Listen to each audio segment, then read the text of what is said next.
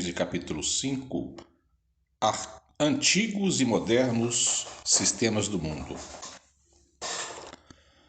A primeira ideia que os homens formaram da Terra, do movimento dos astros e da constituição do universo, a princípio, ter se baseado unicamente no que os sentidos percebiam. Ignorando as mais elementares leis da física e as forças da natureza, não dispondo senão da vista como meio de observação, apenas pelas aparências podia ele julgar.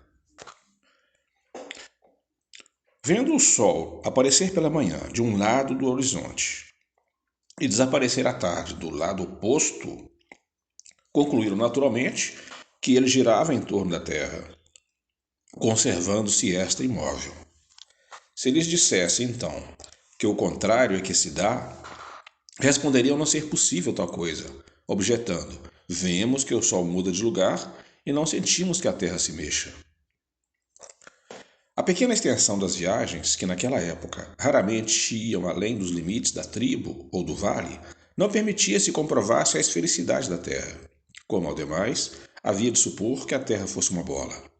Os seres, em tal caso, somente do ponto mais elevado poderiam manter-se, e supondo-se habitada em toda a superfície, como viveriam eles no hemisfério oposto, com a cabeça para baixo e os pés para cima.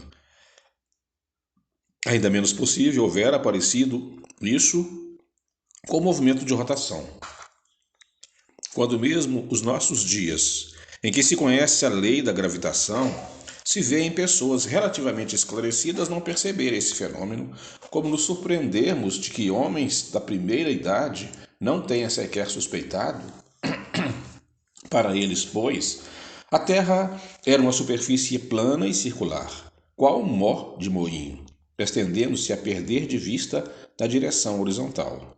Daí a expressão ainda em uso, ir ao fim do mundo. Desconheciam-lhe os limites, a espessura, o interior, a face interior, o que lhe ficava por baixo. Aqui tem uma notinha. A mitologia hindu ensinava que ao entardecer, o astro no dia se despojava de sua luz e atravessava o céu durante a noite com uma face obscura. A mitologia grega figurava puxado por 4 cavalos o carro do Apolo. Anaximandro de Mileto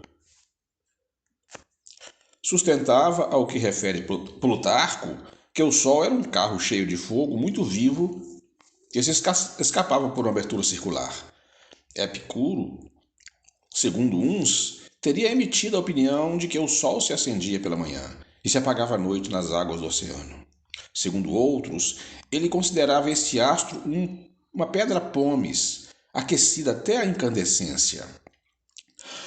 Anaxágoras o tomava por um ferro embraseado, do tamanho do Peloponeso. Coisa singular, os antigos eram tão invencivelmente induzidos a considerar real a grandeza aparente desse astro, que perseguiram o filósofo temerário por haver atribuído aquele volume ao facho do dia, fazendo-se necessária toda a autoridade de Péricles para salvá-lo de uma condenação à morte e para que essa pena fosse comutada na de exílio. Flammarion, Estudos e Leituras sobre Astronomia.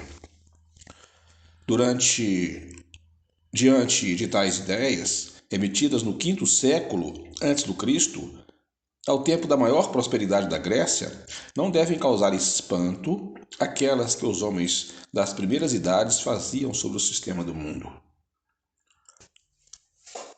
Por se mostrar sob forma côncava, o céu na crença vulgar era tido como uma abóbada real, cujos bordos inferiores repousavam na terra e lhe marcavam os confins, vasta cúpula, cuja capacidade o ar enchia completamente. Sem nenhuma noção do espaço infinito, incapazes mesmo de o conceberem, imaginavam os homens que essa abóbada era constituída de matéria sólida, donde a denominação de firmamento que lhe foi dada e que sobreviveu à crença, significando firme e resistente, do latim firmamentum, derivado de firmus, e do grego kerma, kermatus, firme, sustentáculo, suporte, ponto de apoio. As estrelas, de cuja natureza não podiam suspeitar, Eram simplesmente pontos luminosos de volumes diversos, engastados na abóboda, como lâmpadas suspensas, dispostas sobre uma única superfície e, por conseguinte, toda a mesma distância da Terra, tal como as que se vêem no interior de certas cúpulas pintadas de azul, figurando a do céu. Se bem hoje sejam outras as ideias, o uso das expressões antigas se conservou. Ainda se diz, por comparação, a abóboda estelar, sob a cúpula do céu. Igualmente desconhecida era então a formação das nuvens pela evaporação das águas da terra. A ninguém podia acudir a ideia de que a chuva que cai do céu tivesse origem na terra, de onde ninguém havia subir. Daí a crença na existência de águas superiores e águas inferiores, de fontes celestes e de fontes terrestres, de reservatórios colocados nas altas regiões, suposição que concordava perfeitamente com a ideia de uma abóboda sólida, capaz de o sustentar. As águas superiores, escapando-se pelas frestas da abóboda, caíam em chuva, e conforme fossem mais ou menos largas as frestas, a chuva era branda, torrencial e diluviana.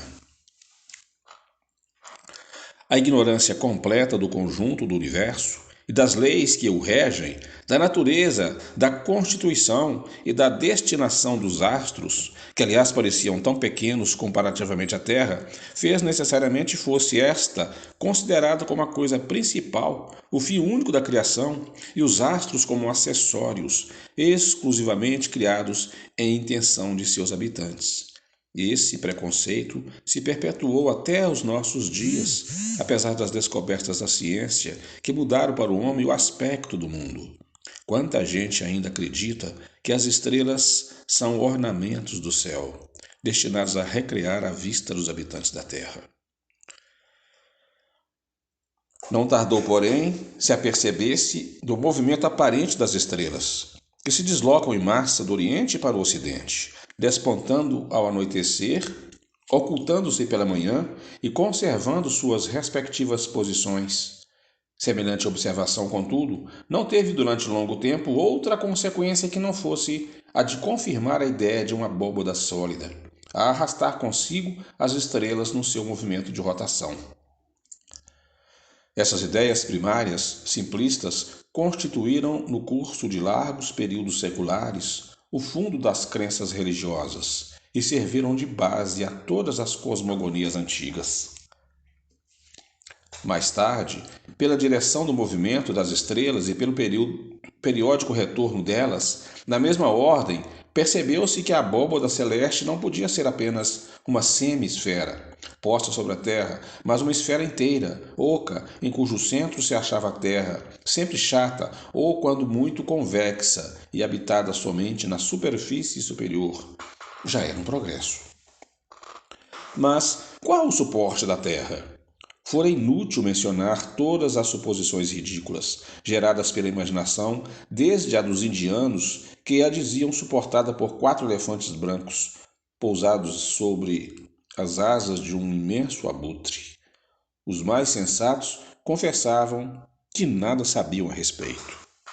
Entretanto, uma opinião geralmente espalhada nas teogonias pagãs situava nos lugares baixos ou por outra nas profundezas da terra.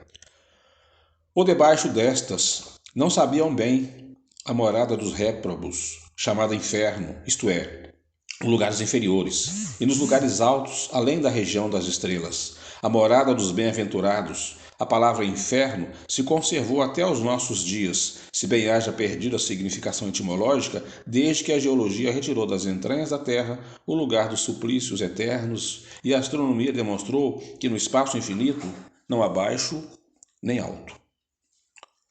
Sob o céu puro da Caldeia, da Índia e do Egito, berço das mais antigas civilizações, o movimento dos astros foi observado com tanta exatidão quanto permitia a falta de instrumentos especiais. Notou-se primeiramente que certas estrelas tinham um movimento próprio, independente da mesma, o que não consentia a suposição de que se achassem presas à abóboda. Chamaram-lhes estrelas errantes ou planetas para distingui-las das estrelas fixas. Calcularam-se-lhes os movimentos e os retornos periódicos.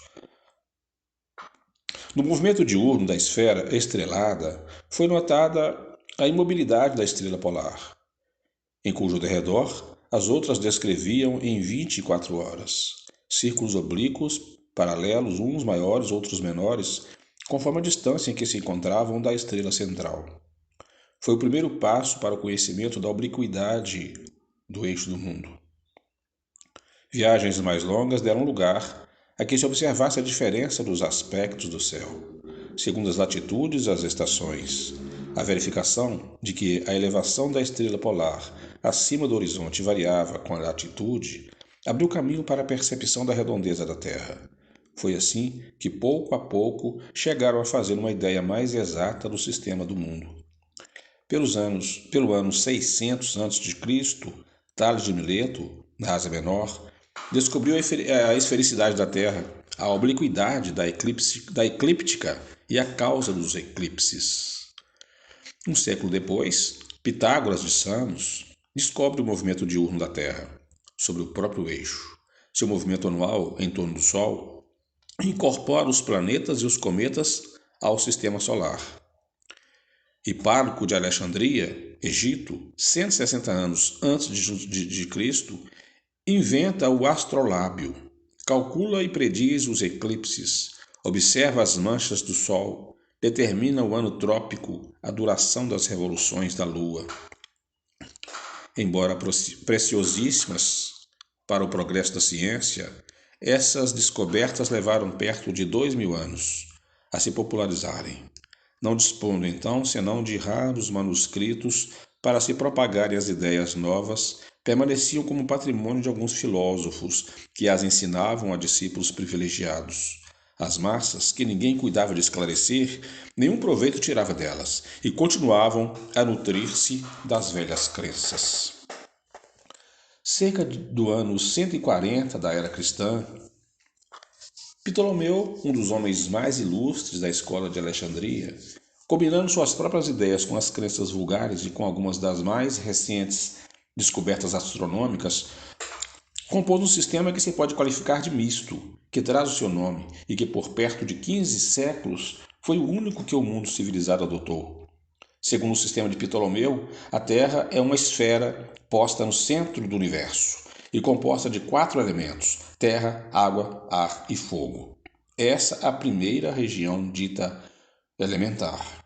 A segunda região, dita etérea, compreendia 11 céus, ou esferas concêntricas, a girar em torno da Terra, a saber, o céu da Lua, os de Mercúrio, de Vênus, do Sol, de Marte, de Júpiter, de Saturno, das estrelas fixas, do primeiro cristalino, esfera sólida, transparente, do segundo cristalino e, finalmente, do primeiro móvel, que dava movimento a todos os céus inferiores e os obrigava a fazer uma revolução em 24 horas.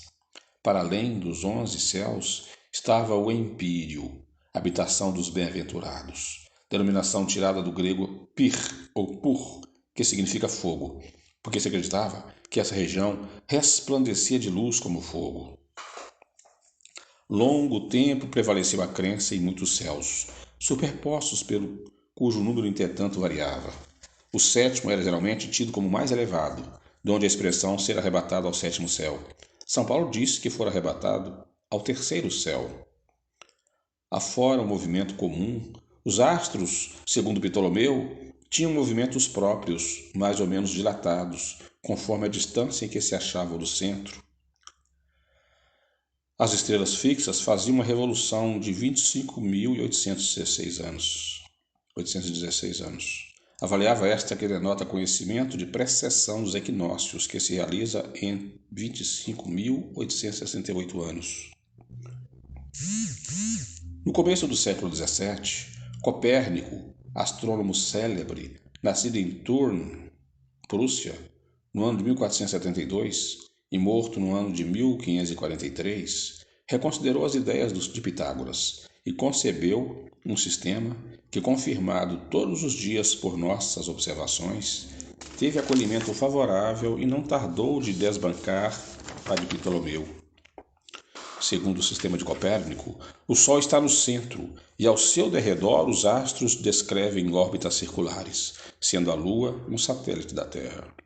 Decorrido um século, em 1609, Galileu, natural de Florença, inventa o telescópio. Em 1610, descobre os quatro, aqui tem uma notinha, a 16ª edição de 1973, depois de Galileu, os astrônomos descobriram mais 8. São conhecidos atualmente, portanto, 12 satélites de Júpiter, 4 deles com movimento retrógrado. Descobre os 4 satélites de Júpiter e lhe calcula as revoluções. Reconhece que os planetas não têm luz própria, como as estrelas, mas que são iluminados pelo Sol, que são esferas semelhantes à Terra. Observa-lhes as fases e determina o tempo que duram as rotações deles em torno de seus eixos, oferecendo assim, por provas materiais, sanção definitiva ao sistema de Copérnico. Ruiu então a construção dos céus superpostos. Reconheceu-se que os planetas são mundos semelhantes à Terra e, sem dúvida, habitados como esta, que as estrelas são inumeráveis sóis, prováveis centros de outros tantos sistemas planetários, sendo o próprio Sol reconhecido como uma estrela centro de um turbilhão de planetas que se lhe acham sujeitos. As estrelas deixaram de estar confinadas numa zona de esfera celeste para estarem irregularmente disseminadas pelo espaço sem limites, encontrando-se a distâncias incomensuráveis umas das outras. As que parecem tocar-se, sendo as aparentemente menores, as mais afastadas de nós, e as maiores, as que nos estão mais perto, porém, ainda assim a centelha de bilhões de léguas. Os grupos que tomaram o nome de constelações mais não são do que agregados aparentes, causados pela distância. Suas figuras não passam de efeitos de perspectiva, como as que as luzes espalhadas por uma vasta planície ou as árvores de uma floresta formam aos olhos de quem as observa, colocados num ponto fixo. Na realidade, porém, tais agrupamentos não existem. Se nos pudéssemos transportar para a reunião de uma dessas constelações, à medida que nos aproximássemos dela, a sua forma se desmancharia e novos grupos se nos desenhariam à vista. Ora, não existindo esses agrupamentos, senão na aparência, é ilusória a significação que uma supersticiosa crença vulgar lhe atribui e somente na imaginação pode existir. Para se distinguirem as constelações, deram-se-lhes nomes como estes: Leão, Touro, Gêmeos, Virgem, Balança, Capricórnio, Câncer, Órion, Hércules, Grande Ursa ou Carro de Davi, Pequena Ursa, Lira, etc. E para representá-las, atribuíram-se-lhes as formas que esses nomes lembram, fantasiosas em sua maioria, e em nenhum caso guardando qualquer relação com os grupos de estrelas assim chamados. Fora, pois, inútil procurar no céu tais formas. A crença na influência das constelações, sobretudo das que constituem os 12 signos do zodíaco, proveio da ideia ligada aos nomes que elas trazem. Se a que se chama leão fosse dado o nome de asno ou de ovelha, certamente lhe teriam atribuído outra influência. A partir de Copérnico e Galileu, as velhas cosmogonias deixaram para sempre de subsistir. A astronomia só podia avançar, não recuar. A história diz das lutas que esses homens de gênio tiveram de sustentar contra os preconceitos e, sobretudo, contra o espírito de seita, interessado em manter erros sobre os quais se haviam fundado crenças supostamente firmadas em bases inabaláveis. Bastou a invenção de um instrumento de ótica para derrocar uma construção de muitos milhares de anos. Nada é claro. Poderia prevalecer contra uma verdade reconhecida como tal. Graças à tipografia, o público iniciado nas novas ideias entrou a não se deixar embalar com ilusões e tomou parte na luta. Já não era contra indivíduos que os sustentadores das velhas ideias tinham de combater, mas contra a opinião geral, que esposava a causa da verdade. Quão grande é o universo em face das mesquinhas proporções que nossos pais lhe assinavam. Quanto é sublime a obra de Deus, desde que a vemos realizar-se conformemente às eternas leis da natureza. Mas também, quanto tempo, que de esforços de gênio, o que de devotamentos se fizeram necessários para descerrar os olhos às criaturas e arrancar-lhes, afinal, a venda da ignorância. Estava desde então aberto o caminho em que ilustres e numerosos sábios iam entrar a fim de completarem a obra encetada. Na Alemanha, Kepler descobre as célebres leis que lhe conservam o nome, e por meio das quais se reconhece que as órbitas que os planetas descrevem não são circulares, mas elipses, um de cujos focos o Sol ocupa. Newton, na Inglaterra, descobre a lei da gravitação universal. Laplace, na França, cria a mecânica celeste.